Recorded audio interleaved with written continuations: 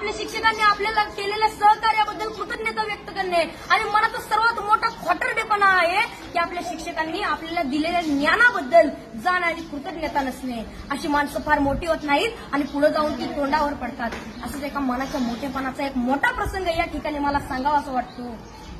एकदा डॉक्टर बाबासाहेब आंबेडकर इंग्लंडवरून भारतात येत होते. ही बातमी त्यांच्या कार्यकर्त्यांना त्यांच्या आयोजकांना समजली. त्यांचे कार्यकर्ते बाबासाहेबांच्या विमानाची वाट बघत विमानतळावरती थांबले. बाबासाहेबांचं विमान 2-3 तास लेट होणार होतं, पण तरी सुद्धा त्यांचे कार्यकर्ते त्यांच्या स्वागतासाठी त्यांची विमानतळावर 2-3 तास वाट बघत थांबले आणि 2-3 तासानं बाबासाहेबांचं विमानतळावरती लँड झालं. बाबासाहेब खाली उतरले. बाबासाहेबांचे सर्व कार्यकर्ते बाबासाहेबांच्या दिशेने पळत सुटले. ढोल ताशे वाजू लागले. बाबासाहेबांच्या घोषणेने आकाश दुमदुमून गेलं. बाबासाहेब आप आगे बढ़ो, हम तुम्हारे साथ है. बाबासाहेबांचा विजय असो अशा घोषणा देत होते. कोण बाबासाहेबांच्या पायात पडत होतं तर कोण त्यांना हार घालत होतं. बाबासाहेबांची नजर समोर गेली तर समोर बसलेला एक म्हातारा माणूस मात्र बाबासाहेबांचा हा कौतुक सोहळा अतिशय प्रेमाने पाहत होता.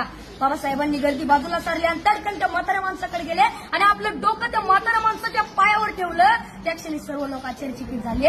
एवढे मोठे प्रखंड पंडित डॉक्टर बाबासाहेब आंबेडकर या म्हाताऱ्या माणसाच्या पाया का पडतायत.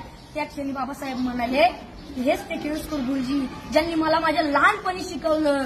गुरुजींना लहानपणीचा भीमराव आठवायला लागला. मळलेली कपडे, फाटलेली दप्तर, फुटलेली पाटी आणि एवढं ते पोर वर्गाच्या बाहेर बसून वर्गात शिक्षकांनी शिकवलेल्या शिक्षणाचा एक कण एखाद्या सातत पक्षाप्रमाणे वेचत होतं. वर्गाच्या बाहेर बसून शिकला होता. त्याच्याकडे पाहून ब्राह्मण मास्तर हसला होता, कारण त्याला माझ्या भीमामध्ये उद्याचा ज्ञान सूर्य दिसला होता.